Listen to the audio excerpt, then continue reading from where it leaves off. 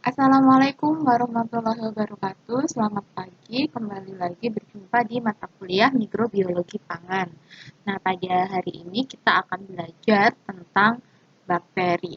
Kita akan belajar mulai dari pengertian, kemudian morfologi bakteri, jenis-jenis bakteri, dan juga peran bakteri di dalam bidang pangan.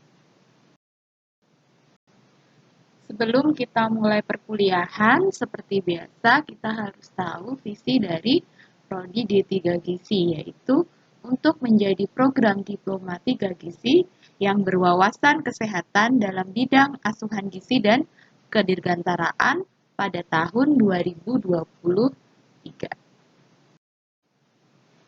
Nah, sebelum kita masuk ke materi bakteri, kita masuk kepada dua jenis sel secara umumnya yang ada pada mikroorganisme. Jadi sel itu ada dua kelompok utama, yaitu sel prokariotik dan sel eukariotik.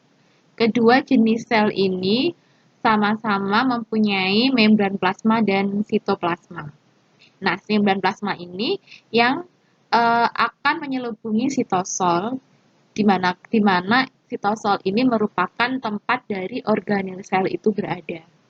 Nah, semua sel itu pasti mengandung kromosom yang membawa gen dalam bentuk DNA dan ribosom yang membuat protein dengan instruksi dari genetik. Nah, DNA pada sel eukariotik ini ada pada nukleus yang diselubungi oleh membran ganda. Sedangkan pada prokariotik, DNA ini terselubung oleh membran yang kita sebut sebagai nukleotida atau nukleot. Organel-organel pada sel eukariotik itu lebih terspesialisasi, sedangkan pada sel yang berbentuknya prokariotik tidak. Jadi, nanti ada dua jenis struktur sel, yaitu struktur sel prokariotik dan eukariotik. Sekarang kita masuk ke perbedaan antara prokariotik dan eukariotik. Pertama, mulai dari organismenya. Jadi, organisme yang termasuk pada prokariotik adalah jenis bakteri dan archaea. Sedangkan yang termasuk dalam mikroorganisme golongan eukariotik adalah protista, fungi atau jamur, tumbuhan, dan hewan.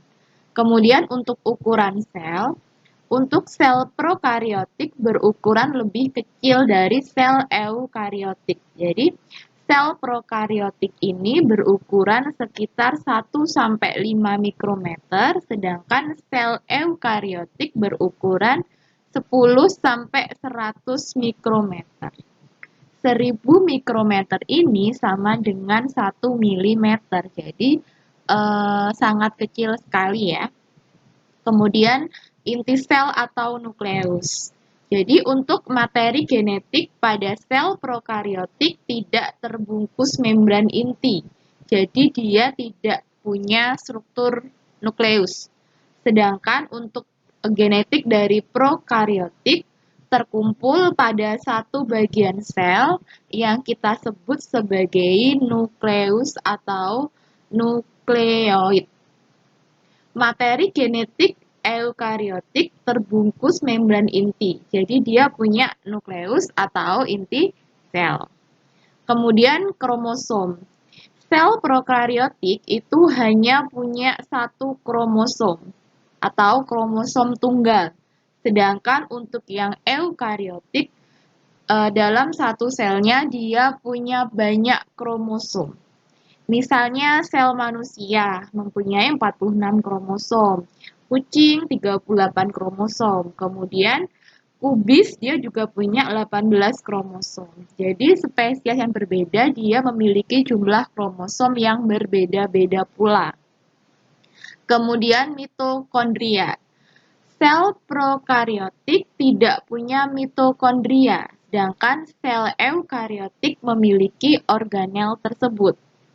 Mitokondria merupakan organel yang punya fungsi untuk memproduksi energi pada sel eukariotik.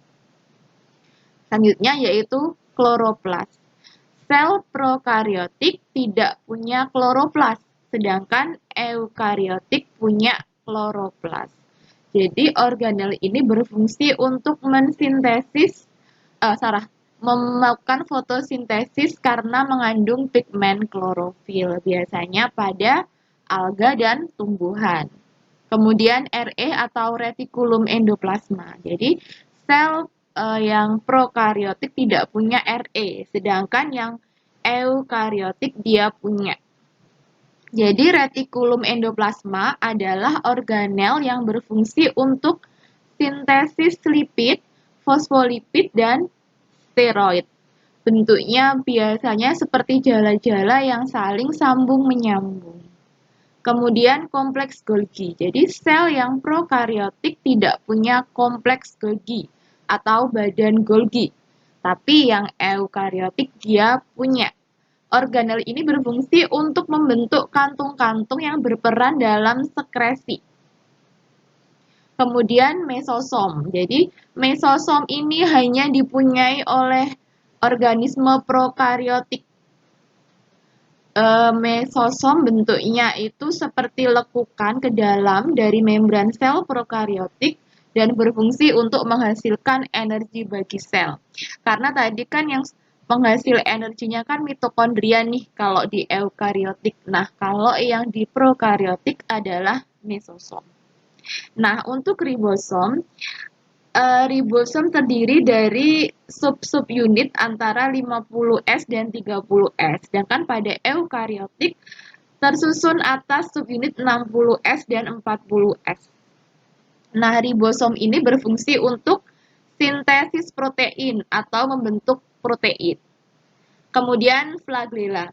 Jadi sel yang prokariotik dia punya flagella dengan struktur yang sederhana, yaitu terdiri atas protein flagellin. Sedangkan yang eukariotik memiliki flagella dengan struktur kompleks yang tersusun atas protein tubulin. Jadi flagella atau bulu cambuk ini berfungsi sebagai alat gerak pada sel.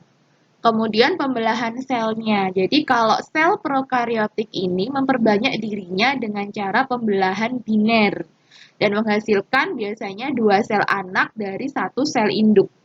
Sedangkan pada mikroorganisme eukariotik, pembelahan selnya terjadi yang kita sebut sebagai mitosis dan meiosis pada sel-sel gamet.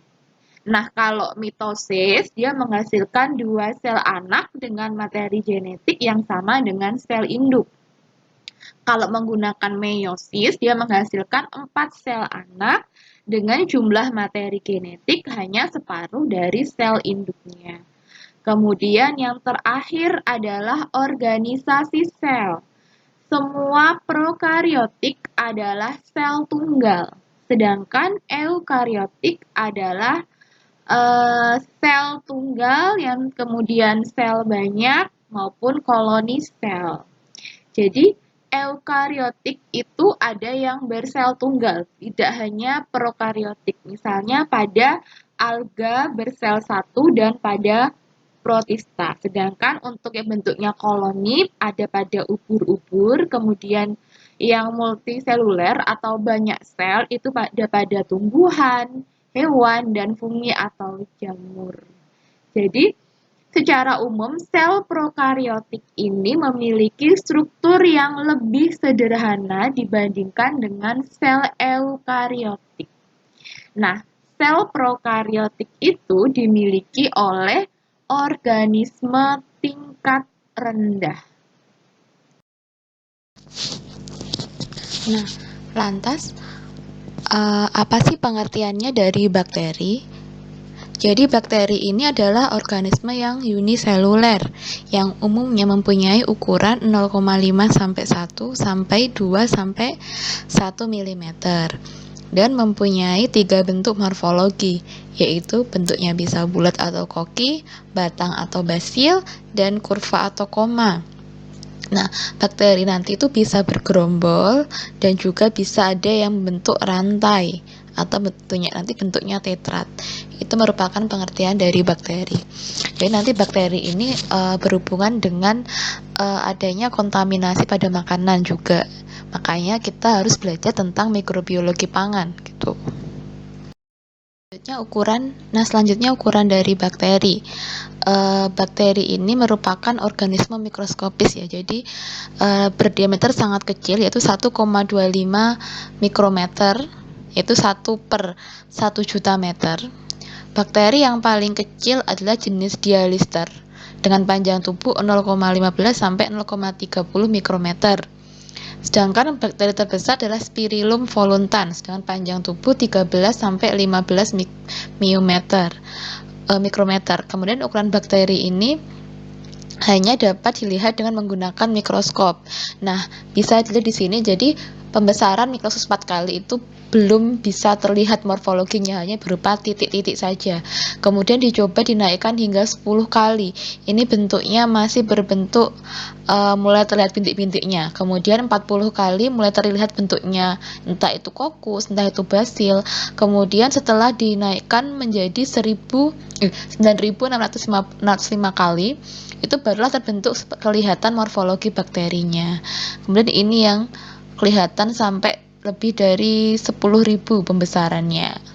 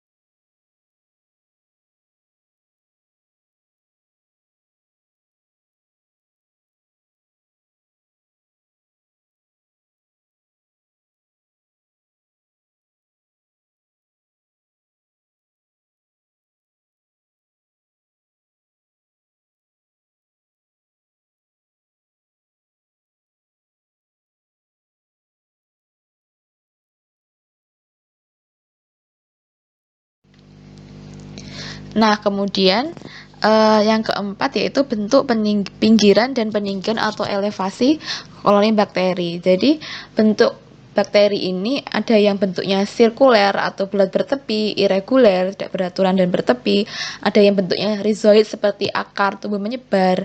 Kemudian kalau dari tepi atau pinggirannya nanti ketika dilihat di cawan Petri itu ada bentuknya yang rata atau entir, kemudian tepi yang berlekuk, tepi yang bergelombang atau undulat, tepi yang bergerigi atau surat, dan tepi yang punya benang atau filamenteus. Kemudian dari elevasi atau ketinggiannya ada yang bentuknya flat atau enggak terukur, kemudian ada yang cembung di bagian tengahnya menonjol, ada yang rise jadi ketinggian nyatanya terlihat, ada yang bentuknya konveks atau kembung. Nah, ini di sebelah kanannya ada gambar-gambar contoh dari pinggiran atau peninggian di koloni bakteri. Nanti kita bisa lihat ketika kita praktikum isolasi bakteri, kita juga bisa melihat seperti apakah nanti jenis-jenis bakterinya bentuknya seperti apa, elevasinya seperti apa, pinggirannya seperti apa. Kemudian yang kedua yaitu morfologi bakteri dilihat dari secara mikroskopisnya. Nah, apa sih yang disebut dengan mikroskopis itu? Jadi adalah karakteristik si bakteri ini yang dilihat melalui pengamatan di bawah mikroskop. Nah, bentuk bakteri ini pasti sangat bervariasi ya. Tetapi secara umum ada 3 jenis, yaitu bentuk bulat atau kokus. Jadi kokus bentuknya basil atau batang, dan bentuknya seperti spiral yaitu atau spirilium. Nah, untuk yang selanjutnya, nah bentuk yang pertama yaitu bentuk bulat, itu ada Micrococcus, Diplococcus, Staphylococcus, Streptococcus, Sarkina, dan Tetracoccus. Jadi kalau yang Micrococcus itu berbentuk bulat, kemudian bergandeng atau contohnya adalah Monococcus gonorrhoeae. Kemudian yang Diplococcus ini berbentuk bulat, bergandengan dua-dua. Contohnya adalah Diplococcus pneumoniae. Kemudian Staphylococcus ini nanti bakteri yang paling sering kita dengar ya, jenisnya berbentuknya bulat, tersusun seperti untaian buah anggur. Contohnya adalah Staphylococcus aureus. Kemudian ada lagi yang namanya Streptococcus, berbentuk bulat, bergandeng seperti rantai sebagai hasil dari pembelahan sel ke satu atau dua arah dalam satu garis. Contohnya adalah Streptococcus faecalis. Kemudian Sarkina. Kalau yang bentuk Sarkina ini bentuknya bulat, ada 8 sel yang tersusun dalam bentuk kubus sebagai hasil pembelahan sel ke 3 arah. Contohnya adalah Thiosarkina rosea. Kemudian ada yang namanya Tetracoccus, bentuknya bulat, tersusun dari 4 sel berbentuk bujur sangkar sebagai hasil pembelahan sel kedua arah. Contohnya adalah Pediococcus. Jadi nanti ketika kalian belajar tentang morfologi bakteri, praktikumnya adalah melakukan morfologi bakteri dengan cara mengambil bakteri di dalam suatu bahan, kemudian diambil, dilihat di manakah, apakah bentuknya kokus, bentuknya basil, itu nanti dilihat dari yang kalian lihat di mikroskop. Kemudian yang kedua yaitu yang bakteri yang berbentuk batang. Jadi bakteri ini dibedakan berdasarkan panjang batangnya, kemudian panjang dan pendek batangnya, kemudian ujungnya datar atau lengkung, kemudian mempunyai garis tengah yang sama atau tidak, itu. Jadi secara garis besar ada 3 jenis bakteri yang bentuknya batang. Yang pertama yaitu sel tunggal atau monobasil. Contohnya adalah jenis Escherichia coli. Ini jenis bakteri patogen ya nanti. Kemudian yang kedua adalah bakteri diplobasil yang bergandengan dua-dua. Contohnya Diplococcus pneumonia. Kemudian ada lagi yang namanya rantai atau streptobasil atau jaringan tiang atau palisade namanya ya. Contohnya adalah Bacillus anthrax gitu. Jadi ini contoh-contoh bakteri bentuknya batang. Jadi kalau main ditanyanya gimana Bu cara kita tahu untuk jenis apa bakterinya ini, lah dilihat dari bentuknya dulu. Oh, kalau di bentuknya kokus berarti golongan Staphylococcus misalnya, bentuknya seperti batang, geganding-ganding. Oh, kemungkinan dia golongan Diplococcus. Jadi, penamaan bakteri pun juga disesuaikan misalnya dengan bentuk morfologinya. Nah, selanjutnya lanjut ke bakteri bentuk lengkung atau spiral. Ini ada 3 jenis, yaitu bentuk koma atau vibrio, bentuk spiral, dan bentuk spirochaeta. Jadi kalau yang bentuknya koma ini, itu bentuknya jika lengkungnya kurang dari setengah lingkaran, jadi hanya setengah seperempatnya mungkin ya. Contohnya adalah bakteri namanya Vibrio cholera, penyebab dari penyakit kolera. Tuh. Kemudian yang kedua yaitu yang bentuk spiral, yaitu jika lengkungnya lebih dari setengah lingkaran. Contohnya adalah Spirillum minor. Kemudian bentuk spirochaeta, itu berupa spiral yang halus dan lentur, lebih berkelok dengan ujung yang lebih runcing. Nah, bentuk tubuh bakteri ini dipengaruhi oleh keadaan lingkungannya, kemudian mediumnya apa, dan usia bakterinya juga. Oleh karena itu, untuk membandingkan bentuk serta ukuran bakteri ini, kondisinya tuh harus sama. Jadi kalau bakterinya lebih muda usianya, biasanya ukurannya lebih besar dibandingkan bakteri yang sudah tua. Nah, yang sebelah kanan ini ada contoh dari bakteri. Yang warnanya biru itu bakteri bentuk spiral, itu contohnya. Kemudian yang merah itu adalah contoh bakteri Vibrio cholera. Jadi, ini adalah bakteri penyebab penyakit kolera. Nah, kita masuk ke struktur sel.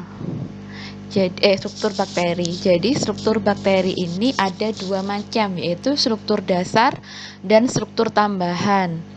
Struktur dasar itu dimiliki oleh hampir semua jenis bakteri, yaitu dinding sel, membran plasma, sitoplasma, ribosom, DNA, dan granula. Kemudian yang tambahan strukturnya itu ada kapsul, flagellum, villi, kromosom, fagolagas, dan endospora. Yang pertama yaitu struktur dinding sel. Jadi bakteri pasti mempunyai dinding sel dengan bentuk dan ukuran yang berbeda-beda. Dinding selnya ini bersifat elastik dan terletak di antara kapsula dan membran sitoplasma. Dinding sel tersusun atas selulosa, hemiselulosa, kitin, kemudian karbohidrat, protein, lemak yang mengandung unsur nitrogen, tergantung dari spesies bakterinya. Fungsi dari dinding sel adalah memberi perlindungan terhadap protoplasma, berperan penting ketika perkembangbiakan sel, kemudian pertahanan bakteri agar dapat bertahan hidup dalam lingkungannya. Kemudian yang kedua, membran plasma merupakan bungkus dari si protoplasma. Membran sel ini ada di dalam dinding sel dan tidak terikat dengan terletak di dalam dinding sel dan tidak terikat dengan dinding selnya. Membran sel ini menyerap cacat basa lebih kuat daripada sitoplasma. Membran yang menyelubungi sitoplasma tersusun atas lapisan fosfolipid dan lapisan protein. Fungsi membran sel plasma ini adalah untuk transfer bahan makanan secara selektif. Kemudian, pada bakteri yang jenis aerob merupakan tempat transport elektron dan oksidasi fosforilasi. Kemudian digunakan juga untuk pembelahan sitoplasma menjadi dua bagian. Kemudian yang ketiga adalah sitoplasma, merupakan isi sel yang berupa cairan, disebut juga dengan namanya protoplasma. Nah, protoplasma ini mengandung karbohidrat, protein, enzim-enzim, belerang, kalsium karbonat, dan sebagainya. Ada 4 bagian penting dari sitoplasma. Yang pertama yaitu inti. Inti bakteri dapat dilihat dengan menggunakan namanya mikroskop elektron, dan daerah inti ini biasanya tidak tembus di cahaya. Inti bakteri ini tidak memiliki membran sehingga termasuk dalam organisme prokariotik. Yang kedua adalah ribosom. Ribosom merupakan suatu partikel sitoplasma. Jadi kumpulan dari poliribosom ini merupakan rantai ribosom yang menempel pada mRNA bakteri. Nah, jumlah ribosom ini bervariasi sesuai dengan kondisi pertumbuhannya. Sel tumbuh cepat dengan medium yang sesuai. Kemudian mengandung lebih banyak ribosom dibandingkan dengan sel bakteri yang tumbuhnya lambat dalam medium yang kurang memadai. Ribosom ini terletak menyebar di sitoplasma. Hal ini terjadi karena bakteri ini tidak punya membran inti. Fungsi dari ribosom ini adalah tempat sintesis protein. Kemudian yang ketiga adalah granula sitoplasma atau granula penyimpanan makanan karena berfungsi untuk cadangan makanan. Sama seperti ribosom, granula ini tersebar pada sitoplasma. Granula penyimpanan ini berfungsi untuk menyimpan makanan dari beberapa bakteri. Kemudian plasmid. Jadi kebanyakan bakteri pasti memiliki plasmid. Plasmid dapat dengan mudah didapat oleh bakteri. Namun bakteri ini juga mudah untuk menghilangkannya. Jadi plasmid ini dapat diberikan antar sesama sel bakteri dalam bentuk transfer gen horizontal.